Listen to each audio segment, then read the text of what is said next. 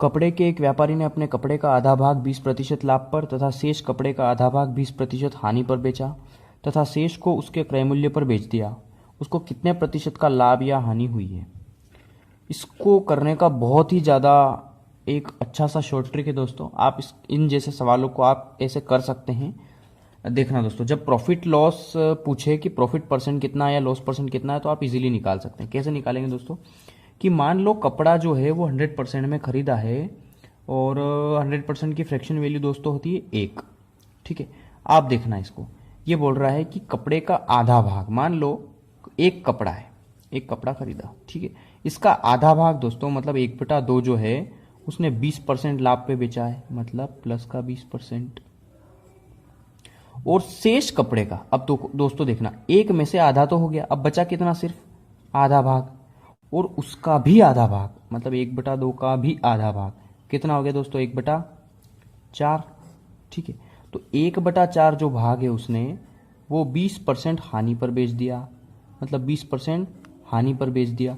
और जो शेष जो बचा भाग है दोस्तों, शेष बचा भाग भी 1/4 होगा, क्योंकि इतना भाग बचा, इसमें से भी जो शेष भाग बचेगा वो 1/4 ही तो बचेगा, क्योंकि 1/4 और 1/4 देखो, शेष भाग जो बचा था हमारा, जो ये यहाँ पे आधा निकल गया था, उसके बाद कितना बचा था दोस्तों? एक भाग माना था, उसमें से 1/2 भाग ये जो यहाँ पे हो गया था, उसके बाद कितना बचा था दोस्तों हमारे पास? 1/2। और 1/2 भाग का भी आधा भाग, मतलब 1/4 भाग जो है वो 20% हानि पे बेच दिया। तो 1/2 में से भी गया 1/4, तो कितना बचेगा शेष भाग? 1/2 में से भी गया 1/4, इसका मतलब क्या, कितना बच जाएगा दोस्तों? एलसीएम लीजिए, देखिए यहाँ पे 4 हो गया, ये 2 दूना 4, तो 2 ऊपर आ गया, -1, मतलब फिर से 1/4 बच गया। इसका मतलब ये है दोस्तों कि आप इसको सोल्व करने की बजाय ऐसे ही समझ लेते कि 1/4 और 1/4 कितना होता है? 2/4। 2/4 इसका मतलब क्या होता है? 1/2 ही तो होता है। मतलब जब इन दोनों को जोड़ोगे आप, आधे भाग और आधे भाग को, तो ये पूरा भाग 1/2 नहीं आ जाएगा। मतलब 1/4 भाग 20% हानि पे बेचा, तो बाकी का जो 1/4 भाग था वो आधे में से उसको क्या है कि क्रय मूल्य पे बेच दिया दोस्तों। और क्रय मूल्य यहाँ पे कुछ भी नहीं है, तो ये 0 हो गया आएगा, क्योंकि क्रय मूल्य दिया ही नहीं है दोस्तों, ना सवाल में ना कुछ भी नहीं। तो बस आप इसको सोल्व कर लीजिए। 2 से 20 कट जाएगा 10 बार, मतलब 10 एकम 10, फिर ये हो जाएगा 4 से कट जाएगा 20 5 बार, मतलब ये माइनस का 5, तो 10 - 5, और प्लस 0 में किसी भी संख्या का मल्टीप्लाई करो 0 ही आता है दोस्तों। मतलब 10 में से 5 गया, तो 5 जो कि आंसर प्लस में आ रहा है, इसलिए 5% का क्या होगा दोस्तों? लाभ होगा हमारा। तो ये हो जाएगा आंसर। इसको आप बहुत इजीली शॉर्ट ट्रिक से कर सकते हैं, यही ट्रिक है इसकी दोस्तों। आप इन सवालों को ऐसे भी कर सकते हो और ये 100% सही होगा। ठीक है दोस्तों, तो ये हो जाएगा आपका आंसर। 50 किलोग्राम दूध के साथ पानी की कितनी मात्रा मिलाई जाए कि मिश्रण को क्रय मूल्य पर बेचकर 10% लाभ प्राप्त किया जा सके? दोस्तों देखिए, आप तो इसको बहुत इजी क्वेश्चन है ये, इसको ऑप्शन से लेके देखिए। 50 में ढाई जोड़िए, कितना हो गया? 52.5। 50 का क्रय मूल्य हो गया ये, इसका वो मान लो लाभ सहित विक्रय मूल्य, तो प्रॉफिट निकालिए 10% का हो रहा है क्या? जैसे देखिए, मुझे पता है कि मैंने अभी इनको सारे क्वेश्चंस को जो है इनका डेटा मेरे पास है दोस्तों, मैं इसको ही लेके बताता हूँ, टाइम नहीं बिगाड़ूंगा।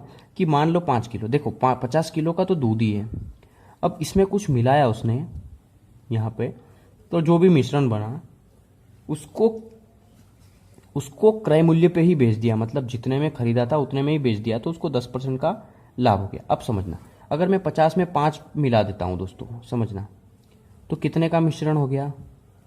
55 का।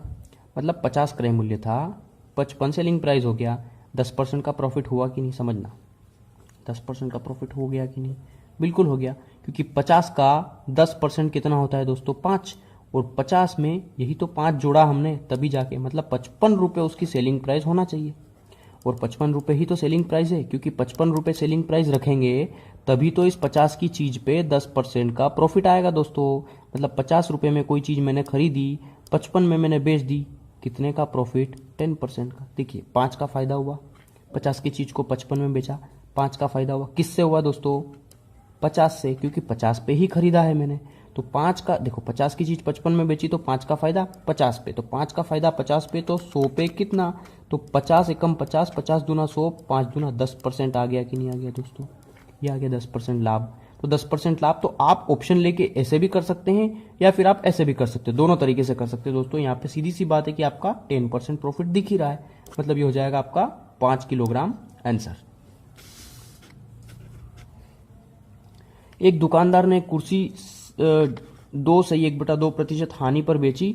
यदि वह इसे 100 रुपये अधिक में बेचता तो 7.1/2% लाभ होता। दोस्तों इसको समझ लीजिए, बहुत इजी क्वेश्चन है।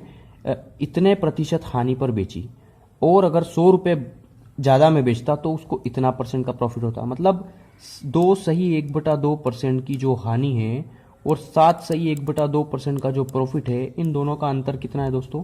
100 का। मतलब जब मैंने बता दिया दोस्तों, आपने अगर पुरानी वीडियोस देखी है हमारी तो, कि अगर एक को हानि पर बेचता है और एक को लाभ पर बेचता है और जितने भी रुपए का डिफरेंस होता है वही उन दोनों की वैल्यू होती है। मतलब एक पे लाभ हो रहा है, एक पे हानि हो रही है, तो दोनों को जोड़ेंगे। अगर दोनों पे लाभ होता तो दोनों को घटाते और दोनों पे हानि होती तो भी घटाते दोस्तों। लेकिन यहाँ पे एक पे लाभ हो रहा है और एक पे हानि हो रही है, मतलब इन दोनों को जोड़ लीजिए। 7 और 2 9 हो गए दोस्तों, और ये आधा और ये आधा 10, मतलब 10% जो हो गया वो 100 का मान हो गया। ठीक है दोस्तों, तो देखिए यहाँ पे कि 100 जो है वो 10% का मान हो गया कि नहीं हो गया। तो हमें निकालना है 12 से 1/2% का लाभ चाहिए। दोस्तों सीधी सी बात है कि 12.5% का लाभ चाहिए, तो उसको 100 की चीज को कितने में बेचेंगे कि 12.5 का लाभ हो जाए? 112 में, 112.5 में 12.5 है तो 12.5 तो ये 100 में मैंने 12.5 जोड़ दिया, मतलब 112.5 में बेचूंगा तभी तो मुझे 12.5% का लाभ होगा। तो दोस्तों इस जीरो से ये जीरो कट जाएगा और 10 का गुणा करेंगे तो 1125 रुपये हो जाएगा आपका आंसर, क्योंकि इतने में ही तो सोल्व करेंगे जब आप इसको, तो 1125 आ जाएगा आपका सेलिंग प्राइस। ठीक है दोस्तों, तो ये हो जाएगा आपका आंसर। किसी वस्तु का क्रय मूल्य उस वस्तु के विक्रय मूल्य का 40% है। दोस्तों देखिए, एक सीपी है, एक एसपी है। किसी वस्तु का क्रय मूल्य जो है वो उसके विक्रय मूल्य का 40% है। विक्रय मूल्य को दोस्तों अगर मैं 100 मान लूं तो क्रय मूल्य कितना होगा? इसका 40%, मतलब 40 रुपये। आगे समझ में ना, कि जो क्रय मूल्य है वो विक्रय मूल्य का 40% है, तो इसका 100 का 40% 40 ही तो होगा दोस्तों, मतलब क्रय मूल्य 40 हो गया। और सेलिंग प्राइस को मैंने मान लिया 100, माना है दोस्तों, ठीक है, इसमें कोई बात ही नहीं है। तो विक्रय मूल्य जो है वो क्रय मूल्य का कितना प्रतिशत है? दोस्तों समझना इस का कॉन्सेप्ट। अगर आपने परसेंटेज की वीडियोस देखी है दोस्तों, ये आर एस अग्रवाल नहीं, जो वो पुरानी वीडियोस है दोस्तों, तो आप इसको इजीली समझ पाएंगे कि कैसे कर रहे हैं हम इसको। और आप दोस्तों जो मैंने पुरानी वीडियोस डाली है दोस्तों, आप उनको ऐसा मत समझिए कि वो इम्पोर्टेंट नहीं है। मैंने रेशियो प्रपोर्शन की वीडियोस डाली है दोस्तों, लगभग उस वीडियो को कम से कम 80,000 लोगों ने देख लिया है अभी तक। और जो एजेस की वीडियो है उसको भी 2000 लोगों ने देखा है लगभग। और मैंने आयु की जो वीडियो डाली है दोस्तों, उसमें इतना अच्छे से मैंने उसको सोल्व कराया है कि एक वीडियो जो 24 मिनट की आयु की वीडियो है दोस्तों, उसमें आपको भविष्य में कोई सी भी वीडियोस और दूसरी देखने की जरूरत नहीं पड़ेगी दोस्तों। मैंने सारे तरह के क्वेश्चन उसमें कवर करवाए हैं, बिल्कुल लो लेवल से लगा के हाई लेवल तक आपके सारे कॉन्सेप्ट क्लियर हो जाएंगे दोस्तों, गारंटी है मेरी। और आप उसको कम से कम 2 से 3 बार जरूर देख ले, ताकि आप भविष्य में कोई सा भी किताब उठा लो, आप एम टायरा की, मैं गारंटी देता हूं दोस्तों, एम टायरा और के कुंदन की जो बुक आती है दोस्तों, उसके सारे क्वेश्चन बन जाएंगे आपसे। आर एस अग्रवाल के भी सारे क्वेश्चन बन जाएंगे उस एक वीडियो को देखने से। और बाकी के जो क्वेश्चन जो मैंने उसमें नहीं लिए हैं, थोड़े से डिफरेंट टाइप के हैं दोस्तों, तो वो मैं आर एस अग्रवाल की बुक सॉल्व करवा ही रहा हूं। उसमें मैं सारे क्वेश्चन उनको भी ले लूंगा दोस्तों, जिनको आप, जो क्वेश्चन बच गए हैं आपको। और दोस्तों आप हमारे व्हाट्सएप ग्रुप पे तो बिल्कुल जुड़ी जाइए, क्योंकि जो क्वेश्चन मैंने आर एस अग्रवाल में छुड़वा दिए हैं वो आप वहां पे बिल्कुल पोस्ट करिए, और मैं खुद आपके क्वेश्चन का सॉल्यूशन आपको बताऊंगा दोस्तों। तो आप उसको जरूर पुरानी वीडियोस को भी देख ले, जो आर एस अग्रवाल चैप्टर से रिलेटेड मैंने नहीं डाली है, जो पुराने वीडियोस मैंने डाले हैं वो भी जरूर देख लें। लगभग मैंने सारे चैप्टर्स के डाल दिए हैं। तो फिलहाल हम इस क्वेश्चन की ही बात करते हैं कि जो विक्रय मूल्य है वो क्रय मूल्य का कितना प्रतिशत है। दोस्तों का महत्व बताता हूं आपको, जिसके साथ का होता है वो नीचे आता है। आप समझना इसको, कि जिसके साथ का होता है दोस्तों वो नीचे आता है। तो का किसके साथ है? क्रय मूल्य का। तो क्रय मूल्य क्या है दोस्तों हमारा? 40, तो 40 आ गया नीचे। और जो विक्रय मूल्य है दोस्तों, मतलब कि 100, वो ऊपर लिखेंगे। का कितना परसेंट है? तो दोस्तों इसको सोल्व कर लीजिए। 20 दूना 40, 20 पंजे 100, और 2 से कट जाएगा ये 50 बार, मतलब कितना आ गया? 250। तो ये क्या आ जाएगा आपका आंसर। ठीक है दोस्तों,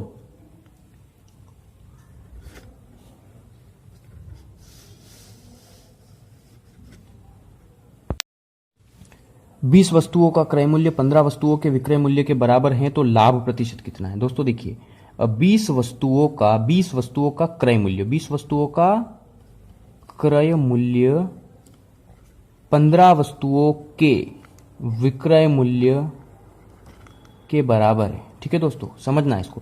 20 का क्रय मूल्य, 20 गुणित क्रय मूल्य बराबर है 15 के विक्रय मूल्य के। मतलब अगर मैं क्रय मूल्य को इधर ही रखता हूं दोस्तों, मतलब क्रय मूल्य मतलब सीपी को इधर ही रखता हूं और एसपी को उधर से यहां ले आता हूं, मतलब विक्रय मूल्य को इसके बटे में ले आया, तो क्या आ गया विक्रय मूल्य। और उधर 15 था ही सही दोस्तों, और ये जो 20 है मैंने इसको बटे में फेंक दिया, तो क्रय मूल्य कितना आ गया दोस्तों हमारा 15 रुपए। सेलिंग प्राइस कितनी आ गई दोस्तों, क्रय मूल्य मतलब जितने में मैंने खरीदा, 15 में खरीदा और बेचा कितने में 20 में। 15 में खरीदा 20 में बेचा, 5 का फायदा। 5 का फायदा किस पे दोस्तों, जितने में हमने खरीदा मतलब 15 पे। तो 5 का फायदा 15 पे, तो 100 पे कितना, तो 5 तिया 15 और 100 बटा 3 मतलब 1/3। 1/3 कितना होता है दोस्तों 33 इंटीजर 1/3% या 33.33%। ये हो जाएगा आपका आंसर। किसी अलमारी को 2576 रुपये में बेचने पर एक व्यक्ति को 12% लाभ होता है। यदि इसे 100 रुपये कम में खरीदा गया होता तो कितने प्रतिशत का लाभ होता। दोस्तों देखना, इसको कितने में बेचा 2576 में, तो क्या हुआ दोस्तों उसको 12% लाभ पे। दोस्तों ये सेलिंग प्राइस ही दे रखी है हमें, 2576 क्या है बेचने पे, एक व्यक्ति को 12% का लाभ हुआ।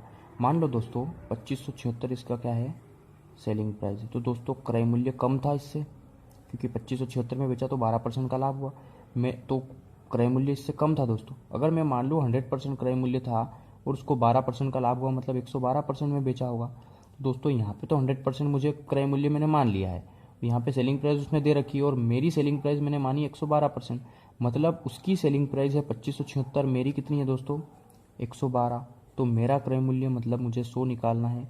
कितना आएगा दोस्तों, जब आप इसको सोल्व करेंगे तो आएगा 2300 रुपये। ये क्या है दोस्तों हमारा क्रय मूल्य, सीपी आ गया दोस्तों।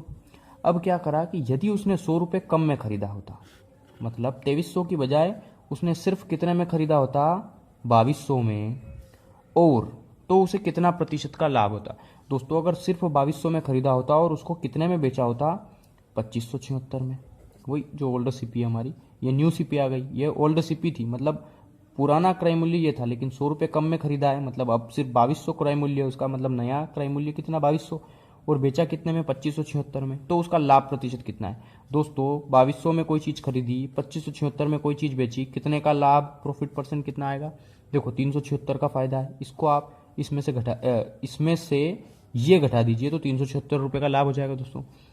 मतलब 376 का लाभ हुआ जितने में खरीदा, मतलब क्रय मूल्य पे ही होता है लाभ हो चाहे हानि हो। मतलब 376 का लाभ 2200 पे, तो 100 पे कितना, 2 जीरो से 2 जीरो कटेंगे, 22 से आप इसको काटेंगे तो दोस्तों फ्रैक्शन वैल्यू में आंसर आएगा और 17 से ही 1/11% हो जाएगा इसका आंसर। आप इसको सोल्व कर लेंगे 100% यही आएगा दोस्तों। ठीक है।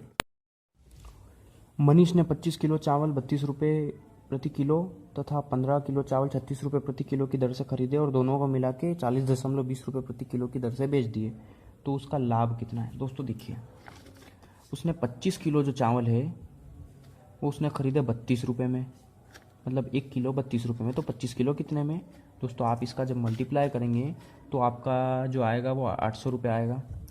और फिर क्या करा उसने कि जो 15 किलो चावल है दोस्तों वो उसने खरीदे हैं 36 रुपये में, मतलब कितना रुपया हो गया दोस्तों यहाँ पे 540 रुपया।